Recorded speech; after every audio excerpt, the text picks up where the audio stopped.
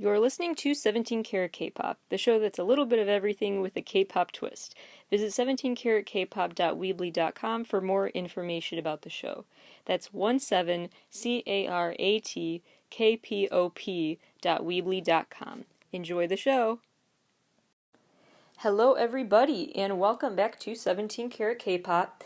Today on the show, I'm going to talk about 25 iconic K-pop girl groups and why I picked them, and go into why I decided to do a whole episode about them and what makes them special and worth checking out.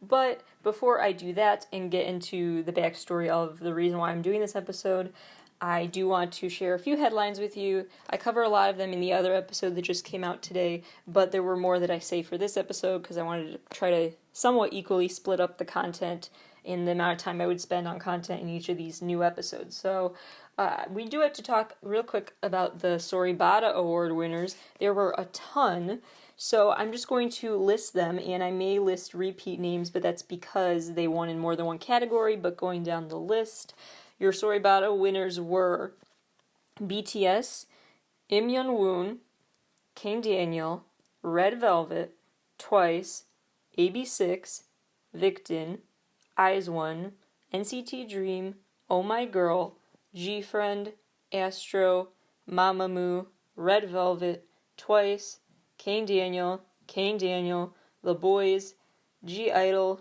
Astro, Kim Woo-sok, BTS, Ha Sun-woon, Kim Jae-hwan, Gaho, Twice, TOO, Gravity, MCND, ITZY, TXT, ONEUS, Luna, DKB, Alexa, IZ*ONE, Stray Kids, WJSN, and ONEUS. So ONEUS and Kang Daniel really made it big, as well as many others. In other congrats we have to give, Weekly's We Are debut EP passed 20,000 album sales. Kang Daniel's Who You Are video reached 10,000 views in the first minute after it got uploaded. Troublemaker's self-titled video reached 100 million views. BTS's Shadow video reached 80 million, and Fake Love reached 750 million views. TXT's Can't You See Me video reached 30 million. EXO's Love Shot video reached 300 million. NCTU's The Seventh Sense reached 90 million. Taeyeon's Lawn Flight reached 13 million, which I'm extra excited about for obvious reasons, if you're all on-time listener. And big news, 17 has surpassed 1 million sales for their whole Japanese discography. So they are the 12th group in history to reach that goal. They are just 11 groups before them have done this, but they surpassed 1 million total sales for their Japanese discography, and I'm so excited for them, so congrats to 17. By the way, it was brought to my attention a day or two ago by someone that I said that 17 had just passed 600 million Spotify streams. I meant 900 million. I'm really sorry about that. But yeah, not 600, 900 million. And they are going to pass 1 billion streams by the end of 2020, mark my words. Very exciting stuff. In Quarantunes, the world of tech and music these days, South Korea is going to start teaching AI as a regular part of high school curriculum. And I find that very interesting because of the implications it could have for tech and how that affects everything in our lives, which includes the live music scene and, how we perceive authenticity and all of that. I talk about this a lot on past episodes of my show about Miku, also an upcoming episode of How to Stand, so I won't get into it too much now, but just know me talking about artificial intelligence affecting the music world and pop culture as we know it is a recurring topic that we will keep discussing on this show and on my side show, How to Stand. TikTok has new developments, including a partnership with United Masters, which will basically allow indie artists to directly have their music distributed after it's posted on TikTok. So if you post a TikTok video with a song now, that song will also automatically be uploaded to Spotify and the like, so people can stream it, because a lot of fans are finding new music through TikTok videos, and this is a way to help out those artists, really make sure that people don't forget it's their song. And so that is a very interesting update, as well as what TikTok's global head of Fame said in a statement. Quote, "This partnership gives us a turnkey solution to help artists who are born on TikTok," which I find very interesting, the way they describe their artists and how they're really working on honing their own individual artists that are born on TikTok, that can say they came from TikTok.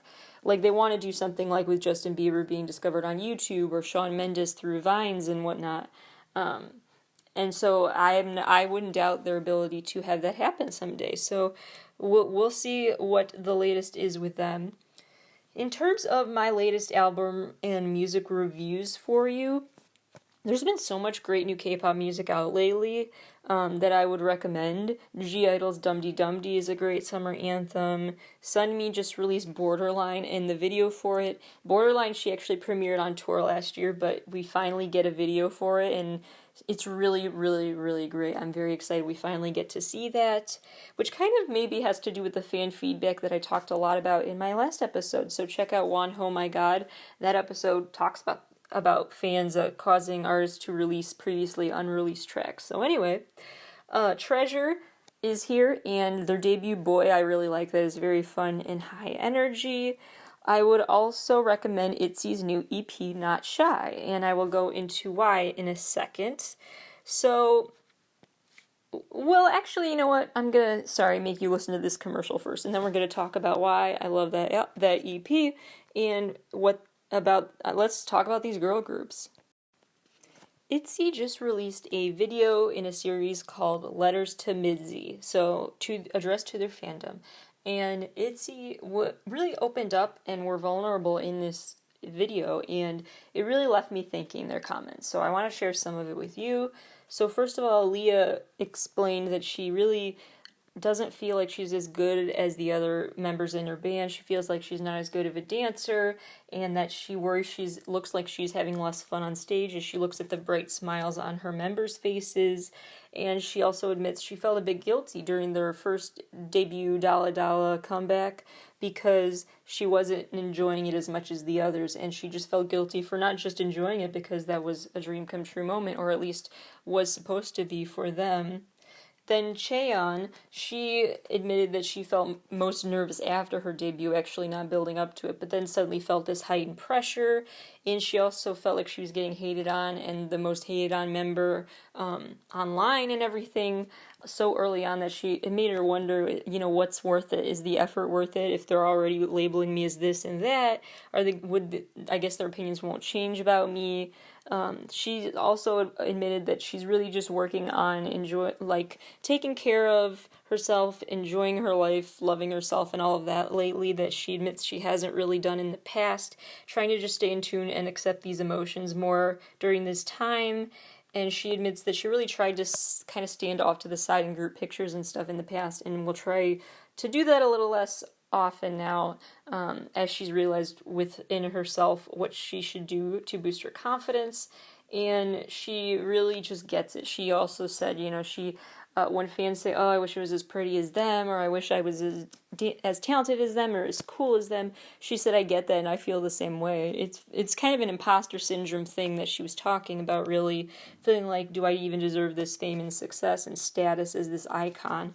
And they also commented during this interview about being called talented for a girl group and having that phrase for a girl group added onto descriptions of them. Like, wow, they're really impressive for a girl group, or they're really confident for a girl group, or they're really talented for a girl group. And they talked about how that's demeaning, and it feels like it implies that the stakes should be lower for them, and that the fact that they surpass them ought to be it's just a very patronizing thing, and it basically implies that the expectation should be lower for girl groups because they're not as capable, and they just insist that's not true, and they don't want to be viewed as such. And so there are a lot of takeaways I got from this interview, but overall, I really just appreciated their honesty in those moments, and I really hope this video gets fans thinking about not just how mean people can be online and how they need to think before they post, but also just remember the humanity and that their idols are humans too,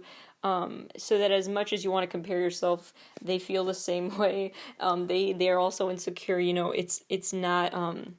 They're not invincible, really, and I just think it really helped people remember that through this video.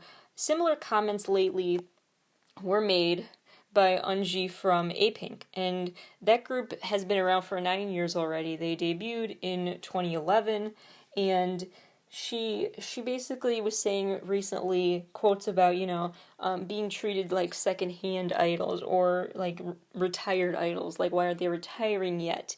And so A-Pink has, of course, broken the 7-year curse when bands typically disband in the K-pop world, but she still views the group as being considered to have this, quote, expiration date, being viewed as if they don't have any more potential left in them. Basically, just people are tired of them or viewing them as just some old group and not current, not relevant anymore. And so she admits that while preparing for future concepts, they've worried about this. How do we change up our image? But also, fans love our image still, so how do we respond to the critics saying we're outdated in our concept and let fans still have the A-Pink they know and love, as opposed to changing on them in a way that upsets them? And those thoughts were really something to think about as well, is how fans seem to want female idols to change up their looks sometimes if they get to grow up, really, but they also don't want them to grow up because then they're like, we miss the old group. And Twice has talked about this a lot as well, where they sometimes feel torn because they do have that cutesy image, but they also are grown up and they genuinely just want to show a more mature side of themselves and their music, which they have been able to do lately. But all to say that sometimes girl groups are really getting these latest statements from these groups really got me thinking about how K-pop girl groups especially really get pigeonholed and viewed as quickly expendable or a one-hit wonder, or just really, they can never win sometimes because they're either characterized as outdated or irrelevant, or they're characterized as just too cutesy and never growing up, or, it's like either or, like either a girl group is super fierce or super meek and delicate and fragile in their demeanor, and when girl groups are in that in-between, which is just like humans, when they're just like regular people, it throws people off guard and they feel like they need to categorize them. And I just feel like all this internalized sexism and all sorts of other variables are at play that really just heighten the pressure on girl groups unfairly.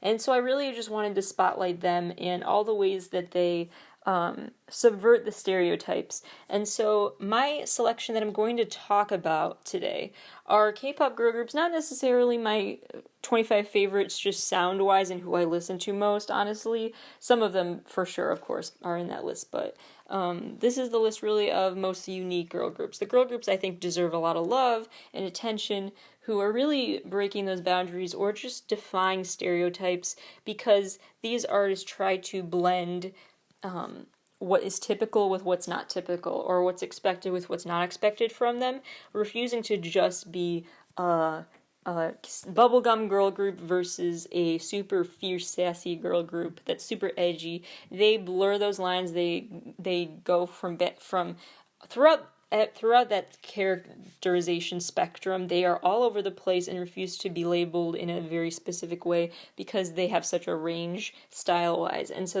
those are the groups I really want to highlight and point out that, guys get to have the softer side of themselves shown and the edgy side and be complimented. And I just wish girls were just as much for their great concepts and just more freedom with their ability to style themselves a certain way and to portray themselves a certain way. And so, not even to get into all of the issues with body image standards and stuff that are placed on women, but there's just so much pressure. And so I just want to acknowledge all the work that they're doing that deserves as much recognition as the boy groups.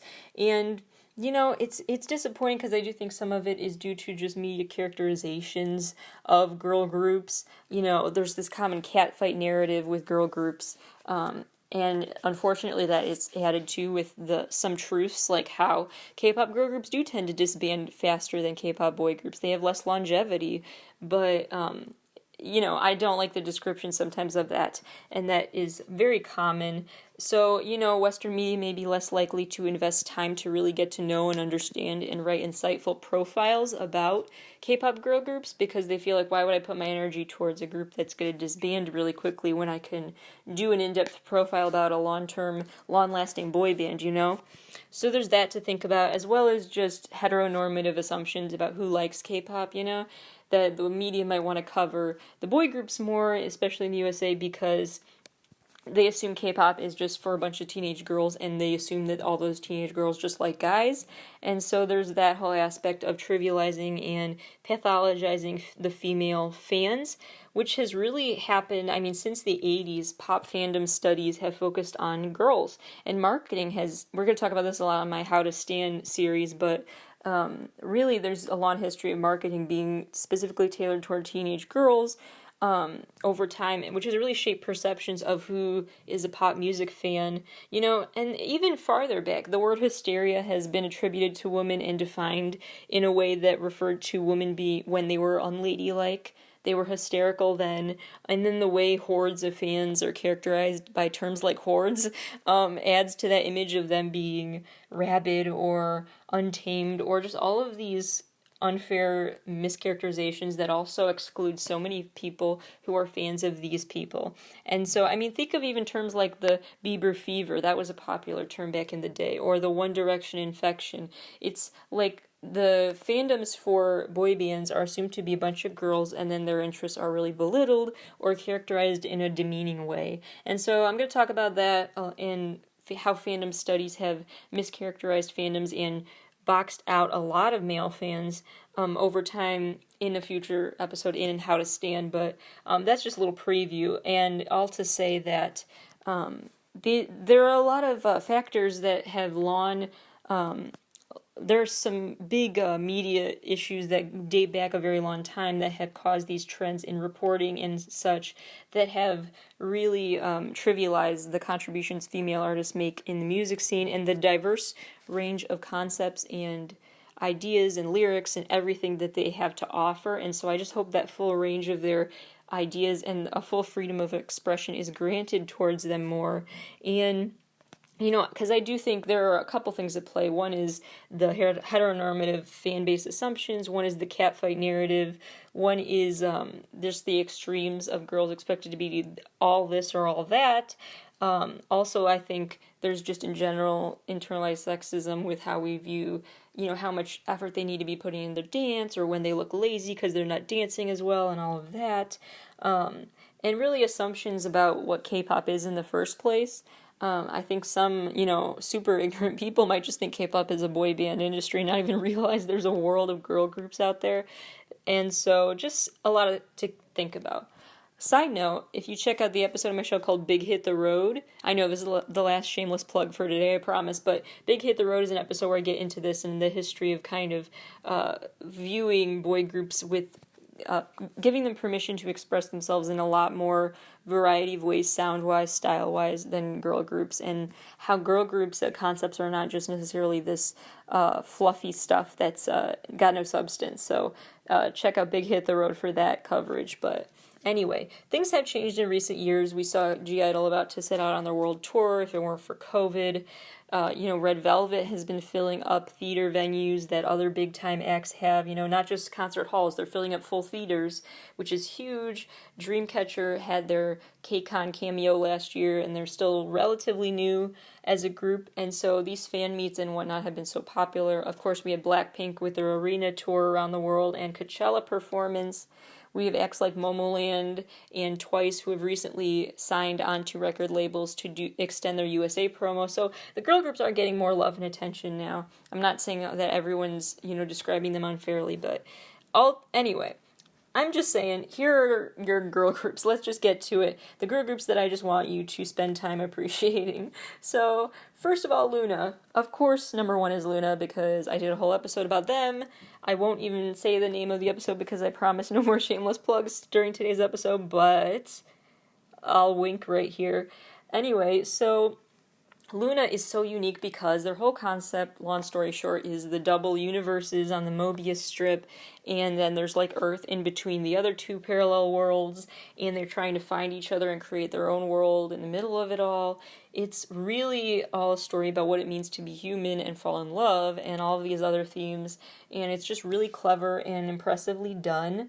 They also just have such a range because you have everything from the doo-wop feel of a song like Vivid to the fairy tale set and aesthetic from Kiss Later to the more mature songs like Sing in the Rain and Eclipse. You have the more dark side, I guess you could say, of them in Favorite, and other songs that are a little sassier, like So What, and then you have the fun, cheerful, cutesy things like Hi Hi. They just cover such a range of sounds and vibes in their outfits, in their videos, all of that I really love. I also want to shout them out all the time because of their company, Blackberry Creative, run by women only. And I just think it's such a small company run by women. And so I want to help the underdog companies as well as just more women in these leadership roles behind and in front of the camera. So it's really exciting to see that. In the next episode, I'm going to share with you my dream set list for a Luna World Tour. So here, that's your little sneak peek. That's not a shameless plug. Don't accuse me of that. That's just me giving a tease at the next episode. So I'm allowed to do that. Anyway, so number 1, Luna. Number 2, ITZY. Because I really gained a greater appreciation for them as a group, not just after the latest video I was talking about, but because of seeing them at Digital KCON this year, and just, I really, honestly, at first, I was a bit, I wasn't sold on their music at all. I've talked about that before on the show. I've just not been a super, I just haven't enjoyed their music, and I just haven't been a fan, but lately I've really been enjoying it, and I think, I don't know, at least the newer stuff, I guess, I just love a lot more. I just think it's really great. Their music quality just seems to have gone up ever since they started showing more variety in their sound and weren't sticking to one sound where, because to me, like Dalla Dalla and Icy in those eras sounded so similar to each other, and I wasn't a fan of one of those songs, and then that led me to not be into the other song and vice versa. So this departure from their debut sound I like a lot, and I hope they stay in this direction. And their latest EP is just a nice variety from them. It's very refreshing. So I was also thinking about why ITZY's popular, and I came to 3 conclusions really. 4 actually, as I think about them. Okay, so first of all, their wardrobe is basically out of the Disney show Shake It Up, which, you know, I'm pretty sure a lot of people who grew up on Shake It Up are now K-pop stans, prove me wrong, but they totally look like they're wearing Shake It Up clothes, and it's quite a mishmash, but they make it work, and it's impressive, and just something I noticed. Second of all, their videos are so colorful and fun and full that it is such a visual feast, it demands your attention, and I think that really helps their appeal, but I can understand why some people are annoyed by that sensory overload maybe, but it's very cool anyway, and yeah, just something that causes you to take a second look. Second or third of all, they have a cool theme song, so 24 Hours is a great song to walk into a room to or leave a room to, and I just think if you have a great short little tune to walk dramatically to, that's just a great iconic thing for TikToks and whatnot, but also just for your life. Fourth thing that makes them super iconic and noteworthy, their confidence. I mean, their new EP and video is called Not Shy, and that is their whole concept out of the gate. It just reminds me in a way of Ava Max, the pop star who she gets a lot of Gaga comparisons, and I can kind of get that. She does look like a young Lady Gaga, but really because she didn't grow into confidence as an idol. Like, she doesn't have a full album yet, and she is already releasing songs about, you know, they won't tear me down, and the, you know, haters don't matter to me, and, like, I'm just gonna be me. Like, she's already got the confidence level of an artist who's been in this industry for decades. So usually you don't get that kind of, you know, who cares what you think anthem from an artist until later on in their career. Usually they start a little relatively more shy, but she's never been that way, and I admire that a lot. And ITZY was the same way. They came out right out of the gate being, with their whole image being confidence and just really, yeah, confidence in embracing who they are. And so I think that's just very cool. And you know, I'm just very glad again that they released these videos, though, because it is a concept. It is who they are on stage, but kind of an alter ego of sorts is who they are off stage when They admit that they're not exactly always who they are in their videos, but I think that's important to let fans know too, is that, you could portray who you think is the best side of yourself and then try to embrace that side more and more, but you can admit that's not every side of you in that one music video character, and so I think that they're giving fans permission to do that. Number 3 is, of course, A-Pink.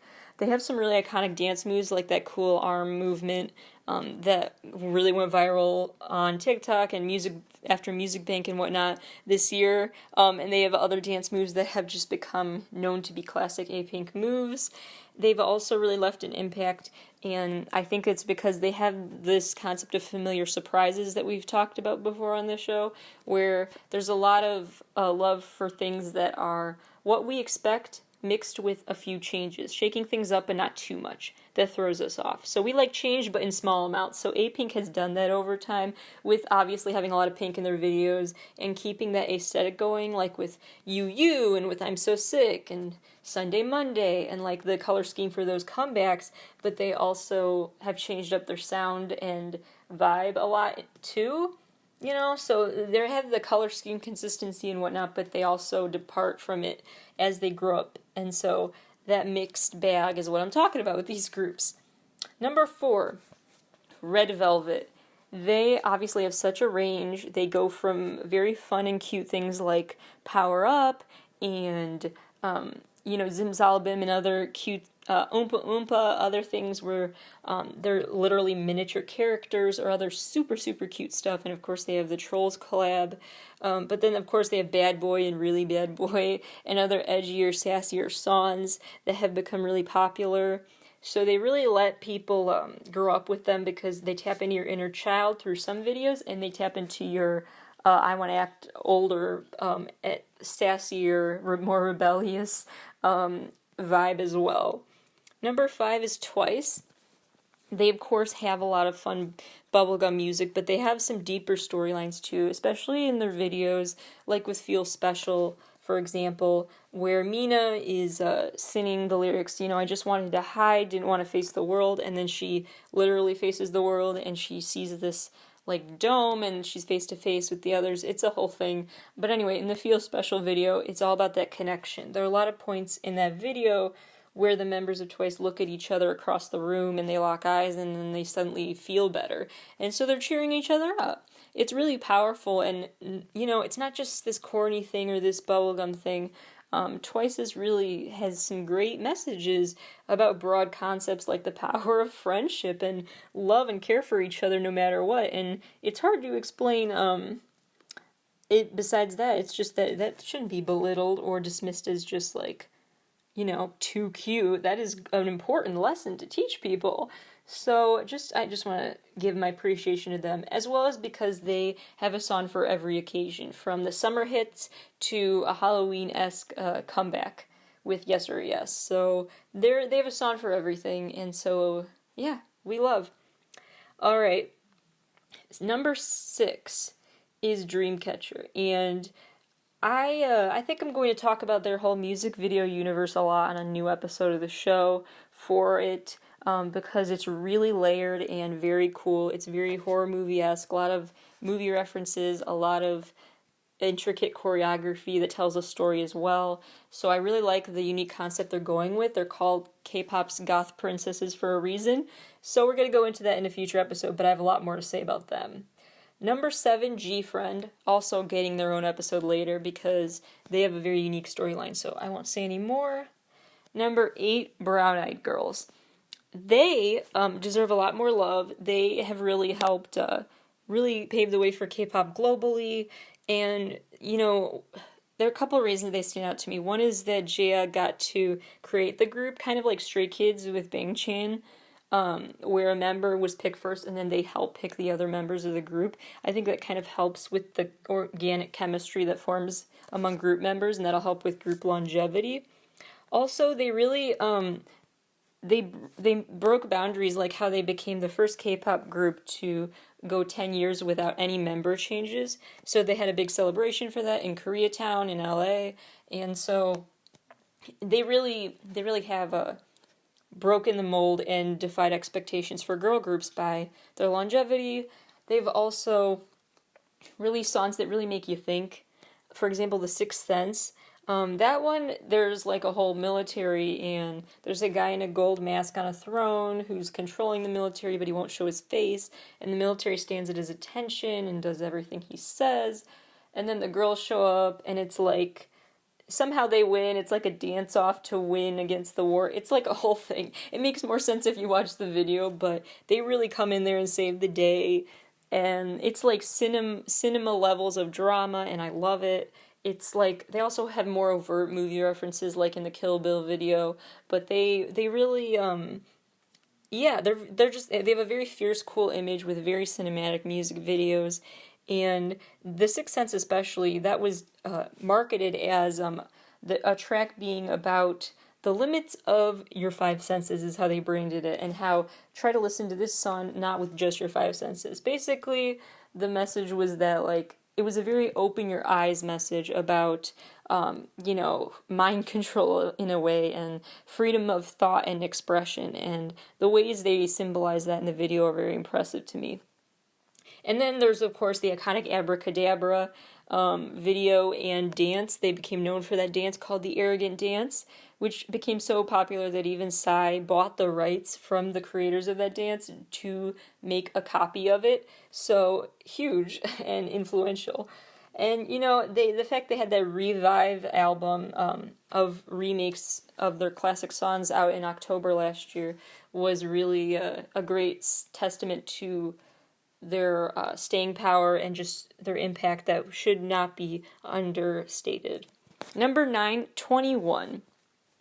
They really have, they were literally branded as, like, they view themselves as literally being branded as, like, the ugly group, the ugly girl group, or, like, looks were not their strong suit is how they described it, which, they're gorgeous, so whatever, but, anyway, but they really embrace this, whatever attitude, carefree, and like with I Am the Best, and they're smashing stuff, and they're wearing leather, and they're just really totally engaging like that beast mode masculine stereotype, but they are embracing it for themselves, and I just really loved their attitude and their fierceness.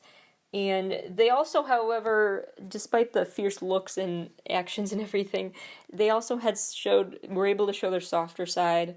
We saw in songs like Come Back Home, where the couple was seen watching TV together, and then they see an ad for this digital paradise, and then this guy gets basically brainwashed into going to the digital paradise and leaves his spouse behind. So basically all about the social commentary about internet culture, and just how social media might drive a wedge between people and cause people to lose sight of who they have in their real physical daily life that they should be cherishing more. They also had songs like It Hurts, where a girl reunited with her love only to realize that he didn't make her as happy as she thought, and then she goes back to being alone.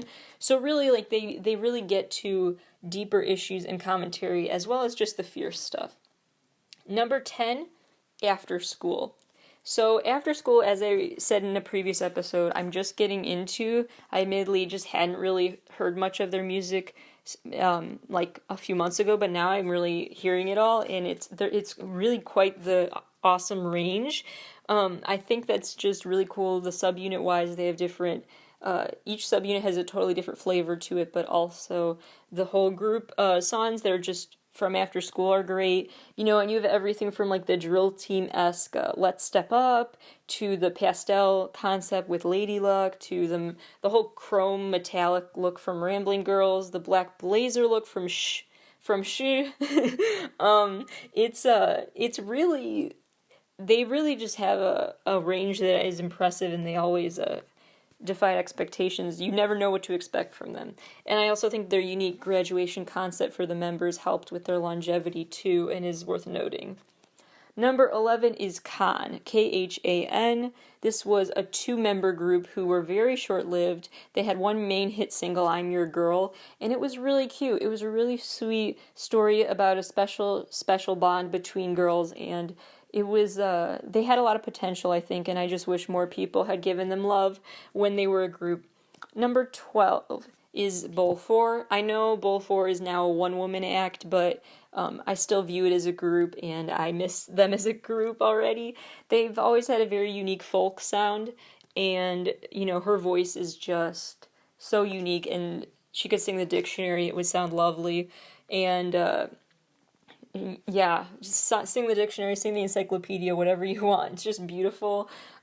She's so charming and cute. Videos like Stars Over Me are just so cute, and yeah, just very cute, but also tells some deeper stories, like in Workaholic, a story about like same old every day, feeling like this monotony of life needs to be broken, and then songs like 25 that deal with getting older. So really relevant abstract concepts to discuss that are worth noting, as well as just fun cutesy aesthetics. Number 13, Pink Fantasy. This group is kind of like BAP meets Dreamcatcher. They have the bunny logo and they have the goth princess look going on for them, but it's in more of a rock pop sound. But it's so it's kind of a mix of other groups, but also they've got their unique flair, and they've just got a super memorable image they've created, mascot-wise, wardrobe-wise, sound-wise. They always catch you by surprise with what they choose to do, and especially the name Pink Fantasy makes you think you're about to listen to super bubblegum pop, but no, they are edgy and sassy, and they just have a really cool concept going for them. And yeah, I know they were like super cutesy with some of their early imagery with Iroha and whatnot, but they really, I think, are carving a unique path for themselves. Number 14, Rocket Punch. I really like that they do not have assigned roles in the group, like the leader, the dancer, the singer, the visual. They're all just everything, and I just wish more groups would do that. I think it would lower the unnecessarily high expectations on some female groups. I also think that they are iconic because they have so much going on in their songs. It can be like a sonic bombardment, and it might be too much for people, but I think that's really cool that they have this unique thing where their whole thing is not what you expect, where they try to hook you with a catchy earworm. They do the opposite kind of, where they try to hook you with so many earworms, you just don't know what to do. And so a whole apple's worth of earworms, so you basically have to throw out the apple and figure out what you like about it, but then you realize you liked it, if that makes sense. So, like, for example, when they released Bouncy as their debut, or no, sorry, Bing Bang Boom was their debut. Bouncy came out after that, and then when Bouncy came out, I did not like it. I was like, this is too much going on. There's a circus elephant, there is a bouncy ball noise, there is just way too much. There's chanting like a cheerleader thing, like, what is happening? But the more I listened to it, the more I liked it. The more every sound effect actually made sense together. So it's really something that Stray Kids does well too, putting a lot of sound effects together in a way that's still catchy. So anyway, I would just encourage you to give Rocket Punch more of a chance, even if you already tried their music and didn't like it, try again, please. Because they have something really unique where they have a lot of earworms to spend time with. Listen to their songs a few times before you decide if you like them or not. Number 15 is 3i, spelled 3YE. They have some really cool giant formations and choreography and other visual aspects of their work that I like. I also like that they've coined all these unique phrases like DMTs, they're do my thing, OOMM is out of my mind. Like the way they've built comebacks around these things, it's like making fetch happen, and I really love it. And so I hope they do more of that. They haven't lately with Yes Sir, that's not an abbreviated thing. They didn't call that YSR or whatever, but I just think they really started out from the get-go being a super unique group. Number 16 is Mamamoo. They have definitely showed their confident side with their full group releases, like Yes I Am, of course, with that I like what I like attitude, and then Mr. Ambiguous with the whole, the lines like you're a flirty wolf in a sheep's mask. I love that. Just very sassy, like stop being a two-faced with me, don't play games with me, that very upfront attitude I love. But they've also, as soloists, been able to explore more deep personal emotions, like with Hwasa, writing that letter to her former self through the song Maria, about you're perfect the way you are, don't change, and things like that. So they've been able to be more vulnerable on their solo works and on some ballads for the band, but they also have that sassy side that I love. Number 17 is FX. They have always broken barriers in terms of just sounds. Like, they've always defied what you expect. Again, it's another group that is just after school like in the way that they never are what you expect. They're so different always. Yeah, just so different and not what you'd expect in any way. Outfit wise, music video wise, sound wise. I also love when they deliver very intense lyrics but with a cutesy smile, like talking about electric shocks and stuff. I love that irony. And there are songs too, that just have really serious meaning though, like Four Walls, about love and how love is like a labyrinth or a maze. I really like the emotional complexity they have in some of their songs. Number 18, Everglow. Everglow is like ITZY in the way that they were straight out the gate confident as their concept. I also think just aesthetic wise, it's very cool to see the literally larger than life settings they seem to be on. They have also huge mass choreography with a lot of backup dancers. Just visually, their videos are a sight to see. They're really cool to see, and I'm excited to hear more from them. Number 19 is Marmelo. Marmelo really deserved a lot more love. They only had a few singles before they disbanded, but I wish they had really gained more traction. They were really cool, a 4-member, I believe, girl group, 4 or 5 members, and I really just like them. I also love that they played their own instruments. That was a super unique thing for girl groups, especially in the K-pop space. And so I wish at least more groups maybe will hopefully fill their void now and play their own instruments and have that guitar-driven sound. I think that would be cool to see more of. Number 20, 4 Minute. 4 Minute has, they were so sassy, and they also broke a lot of fashion rules, like bucket hats with crop tops and like leggings or skinny jeans or whatever those were. I mean, who would have thought? And then the white jumpsuit with the bandanas and stuff. They really broke style rules, and they also had cool video concepts with that totally I don't care attitude, the house party feel of songs. And then there's the song Hate, where it starts out with a wedding scene, a tragic wedding scene, and then the bride doesn't get married, of course, leaves the relationship with only feeling hate for him. It's really funny and iconic. Number 21, Jeju. Jeju is another underrated girl group that deserves more attention. They really have only had 2 comebacks. I guess they never technically disbanded. Their last comeback was in 2019. They had another one for their debut in 2017, but that's it. 2 big singles so far since 2017. So I hope they didn't disband though. They have a really unique concept, especially with Moonlight. They just have really they're dancing together, and the sound of their music very trumpet heavy, very anthemic. It's something very movie ready, and I just want to see more from them, and I hope we do. Number 22, Blackpink. They really have mixed that a lot when it comes to sass and just cuteness, and they mix that just in every way, from the sets to the outfits, all these details. I also think it's iconic and helps their popularity, just the fact that they have English speakers in the group. They have members from other parts of the world. They just bring a lot to the table in terms of just background, and so that variety brings fans in, not just from those other countries, but it just keeps it very unique, and just as a reminder how variety is so important in life and diversity is so special and brings together such great results musically. And 23, CLC, they also do what FX does in the way that they say really intense, sassy lyrics, but with a cute smile and a wink that I love. They also have songs that are just great and fierce feminist anthems like No, where they just are like, whatever, I don't want to be that girl, I don't want to wear high heels, and it's fine if you do, but I don't. It's just wear what you want, be who you want, and I love that message that they have.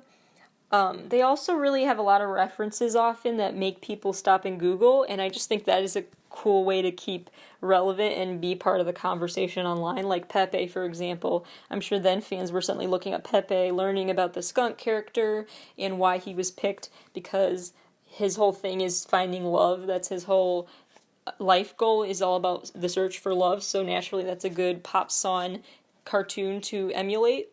And then, there's songs like Hobgoblin, where you probably had to Google Hobgoblin and see the origins of that story. So really just keeping things Googleable is honestly a great way to stay in the conversation online. Number 24, (G)I-DLE. They are very hands-on with production and songwriting and all of that, and I think that shows with their range, because they've done everything from like a Latin flair to, with Senorita, to the whistling and the dramatic looks from Han, to the super just unique, indescribable sounds of Lion, to the Summer Bop Dum Dee Dum Dee. I mean, they've really covered such a range and continue to do so. I also think they've really had great worldwide appeal because of their side projects. So we have the League of Legends collab I talked about on a previous episode that drew in a lot of male fans who play League of Legends games, and they heard about the crossover event, and they heard about Soyeon, and they got into (G)I-DLE through her. Soyeon has done rapping on a bunch of other songs. They also had Minnie team up with Wenji for that song Empire. So the side projects they get to do really have helped bring people into and discover (G)I-DLE as a whole as well. Number 25 is Nature, especially with their latest video. I honestly wasn't much of a fan of them before this, but the Girls video, the video for Girls, is so good, and I really hope they stay in this really unique storyline direction for a while now. It's kind of like a mini horror movie. These girls are in these identical white dresses walking down the hall. There's another scene where they're all like ghosts spinning around the room. There's a room with scissors hanging by threads from the ceiling. There's rooms with this blood, and it's like a whole horror movie. There's there's some gore, but it's there are a lot of like ghost moments where characters seem to fade in and out like ghosts. There's one girl left blindfolded. Like, it's a whole storyline with a lot of symbolism that goes unexplained, because I think it will be unpacked more in future videos. This is just the start, I hope, of a more fleshed out storyline. So stay tuned, but it's very cinematic, and I'm excited to see where their story goes from here. So, quick recap of these groups that you ought to discover or rediscover. Take notes, please. Luna, ITZY, A-Pink, Red Velvet, Twice, Dreamcatcher, Nature, G-Friend, Brown Eyed Girls, 21, After School, Con, Bol 4, that's BOL 4, Pink Fantasy, Rocket Punch, 3i, Mamamoo, FX, Everglow, Marmello, 4 Minute, Jeju, Blackpink, CLC, and (G)I-DLE. Alright. So, those are the groups I hope you pay more attention to. I'll probably do another episode like this in the future for more of them, because there really are so many out there, but those are 25 of the ones I thought were most unique and stood out to me for different reasons. So, please check them out. Continue to support girl groups, as well as all the others, of course, and let them, be human and express a range of ideas, and don't try to box them in. So, that is the moral of the story.